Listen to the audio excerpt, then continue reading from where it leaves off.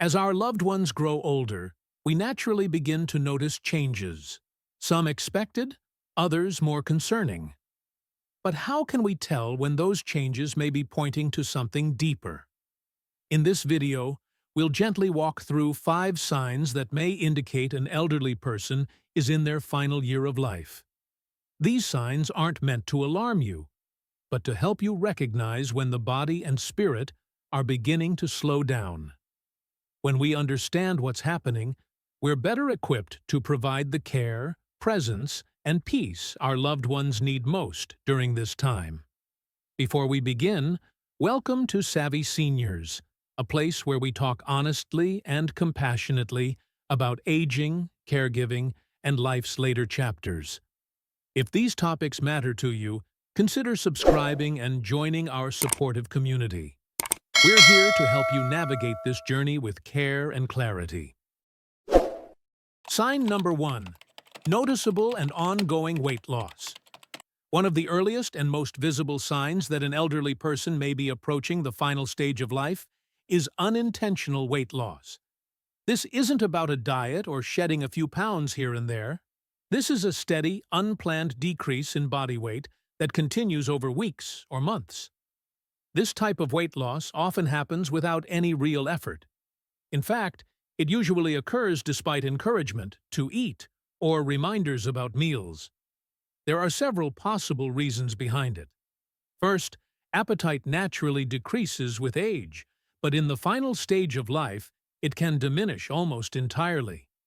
The body's need for calories drops, and the desire to eat can disappear. Meals that were once enjoyable may become a chore, or even something they actively avoid. Chewing and swallowing can also become more difficult. Dental issues, dry mouth, or weakness in the throat muscles can make eating uncomfortable or even painful. In some cases, food no longer tastes the same due to changes in taste buds or medication side effects, which can lead to a further loss of interest in eating. Then there are medical conditions.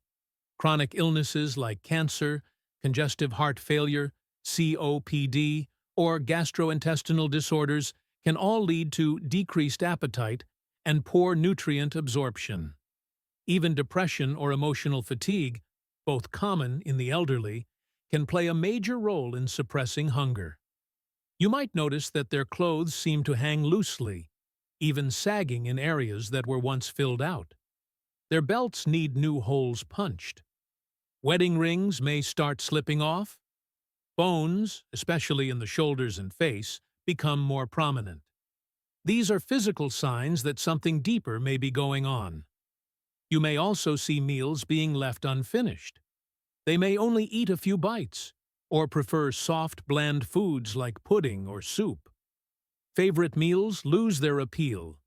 Eating becomes infrequent, and sometimes they may need to be reminded, or even coaxed, to eat or drink at all. Sometimes families respond by trying to encourage more eating, offering rich foods, supplements, or special snacks. While this comes from a place of love, it's important to understand that the body, at this stage, simply doesn't need or want as much energy. In fact, forcing food can sometimes create discomfort or distress. This kind of weight loss isn't just about food. It's a sign that the body is starting to slow down. It's conserving energy. Metabolism is changing. Organs are doing less work. The body begins to shift focus from growth and maintenance to rest and release. And while the process may seem subtle at first, over time, the changes can become quite noticeable. It's a strong indicator that the body is preparing for a final transition. This is never easy to witness. Watching a loved one eat less and lose weight can be painful and even alarming. But understanding that this is a natural part of the end-of-life process can help us respond with compassion instead of fear. Rather than pushing for more food, it may be more comforting to simply be present. Offer small portions of things they enjoy. Sit with them during meals, even if they only take a few bites. Create a calm and relaxed environment around food. And most importantly, respect their signals. Their body knows what it needs and what it doesn't. Ultimately, weight loss is more than a number on the scale. It's a reflection of the body's changing needs, and when paired with other signs, it can be a quiet but powerful message that the final chapter may be drawing near. Sign number 2. A marked decrease in activity and energy. Tiredness is a common part of aging, but when fatigue becomes overwhelming, persistent, and deeply rooted, it may be a sign that the body is starting to shut down. In the final year of life, many older adults experience a noticeable drop in their energy levels. This isn't the kind of tired that improves with a nap or a good night's sleep. It's a deeper kind of exhaustion that seems to linger no matter how much rest they get. You might begin to see them sleeping most of the day, sometimes 16, 18, even 20 hours or more. Simple tasks like getting out of bed, walking to the bathroom, or sitting upright in a chair can feel like a major effort. Even things that once brought joy, gardening, puzzles, reading the newspaper, may no longer hold interest. This kind of fatigue can also impact how they interact socially. They may no longer initiate conversations, respond to visitors with enthusiasm, or follow stories and jokes like they used to. You might notice longer pauses between their words, or that they drift off during conversations. Physical movement slows down, too. Their steps may become smaller, more unsteady, or hesitant. Walking, even with assistance, might be replaced by sitting or lying down for long stretches of time. In some cases, even personal hygiene routines like brushing teeth or changing clothes become too tiring. Emotionally, this kind of fatigue may look like withdrawal, not because they're upset or uninterested, but because engaging takes more energy than they have. You may notice them spending more time alone, with eyes closed or gazing quietly out a window. It's not uncommon for this quietness to be mistaken for depression, but it's often just the body entering a different phase, one of slowing down, preparing, and conserving what little energy is left. This drop in energy is not something that can always be fixed with food, medication, or motivation. It's the body's natural way of shifting focus inward. It's less about recovery and more about rest. A kind of deep cellular rest that becomes more necessary as the end of life approaches. As caregivers and loved ones, it's important to adjust our expectations. Pushing for too much activity or stimulation can lead to frustration for both you and them. Instead, meet them where they are. Let them rest when they need to. Offer quiet companionship instead of conversation. Hold their hand. Sit beside them in silence. Sometimes that's all they really want or need. A marked decrease in activity and energy isn't just about physical weakness. It's often a quiet signal from the body that the time for doing is giving way to a time for simply being.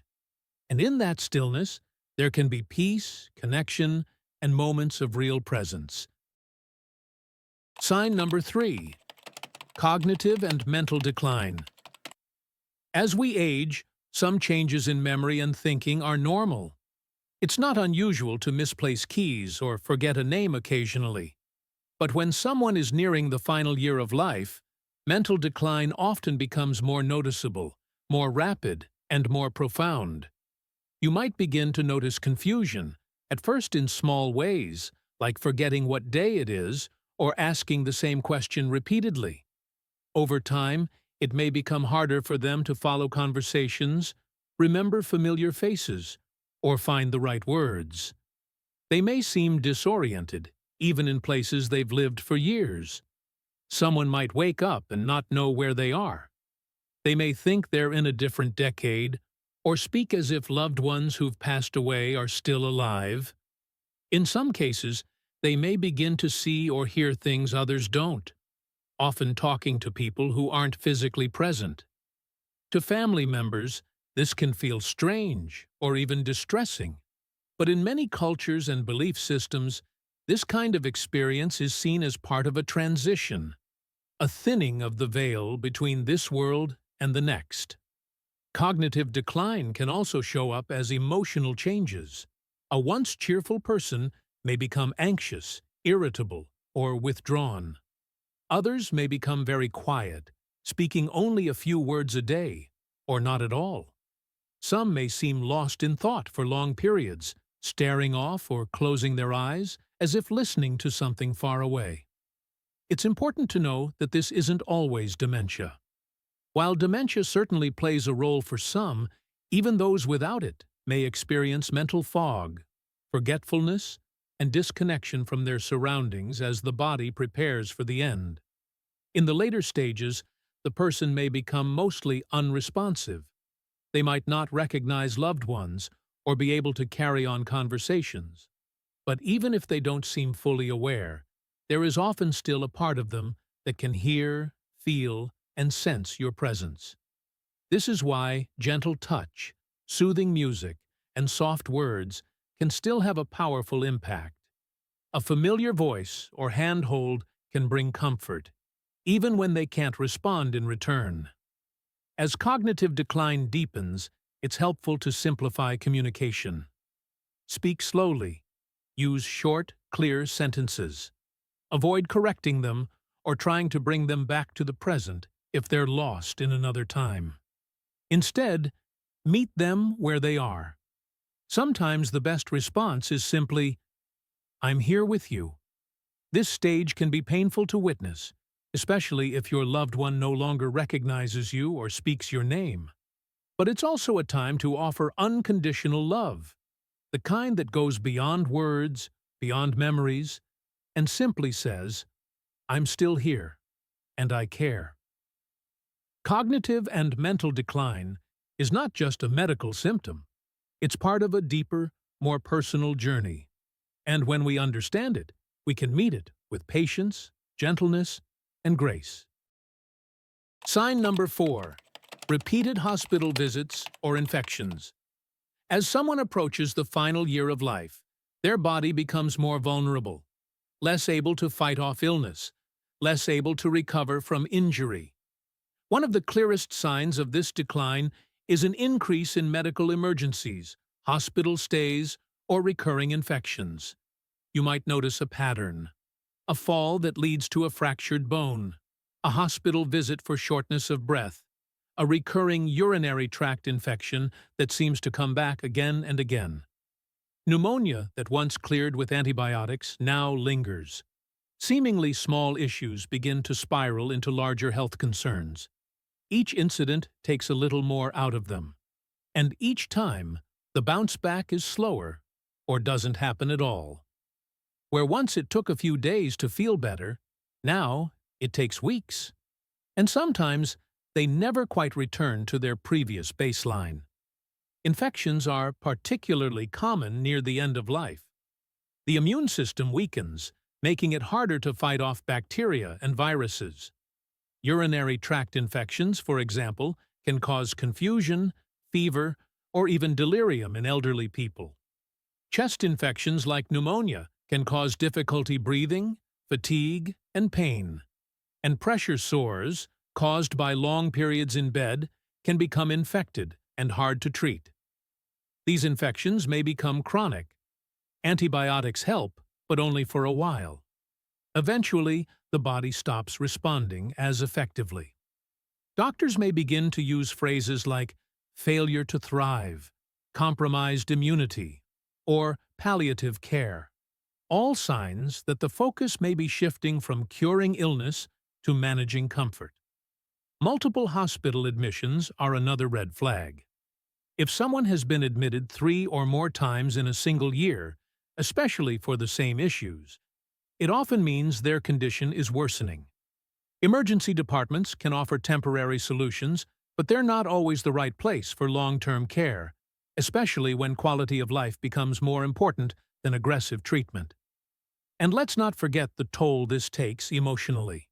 These repeated medical events are stressful, not just for the individual, but for their caregivers.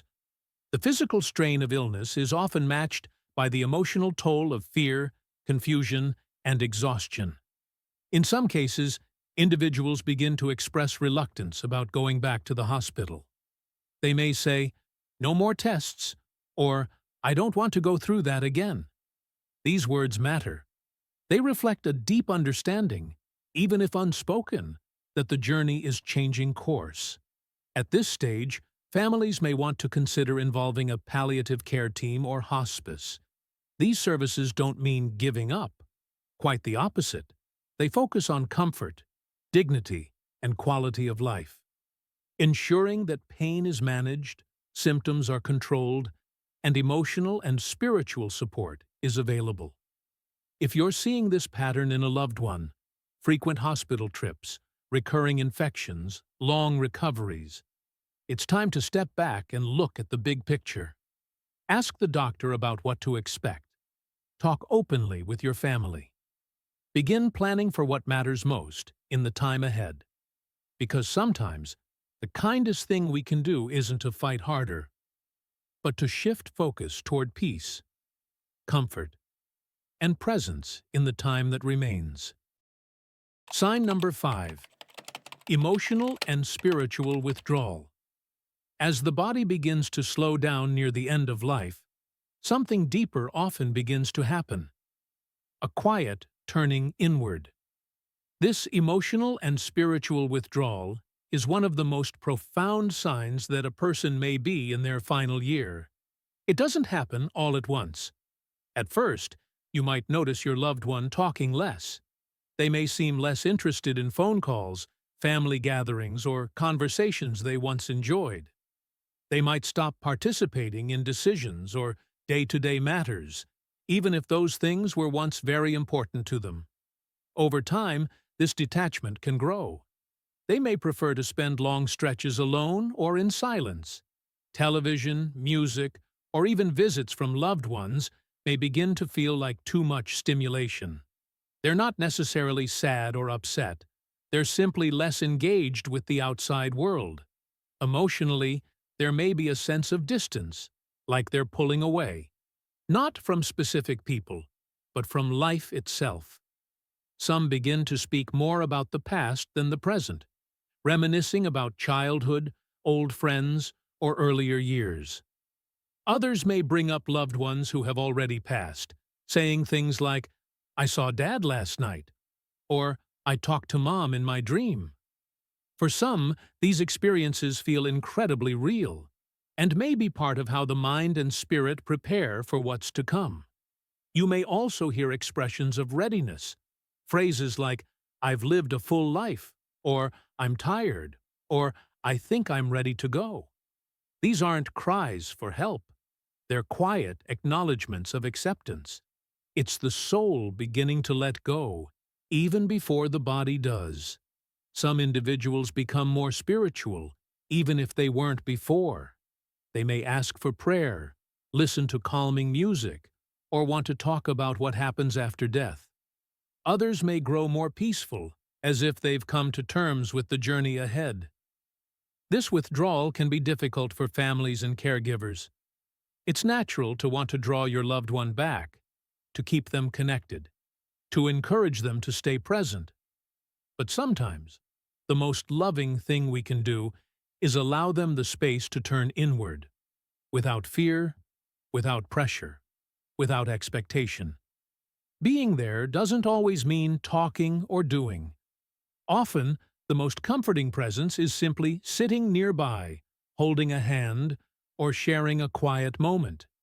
These small acts become incredibly meaningful when words fall away.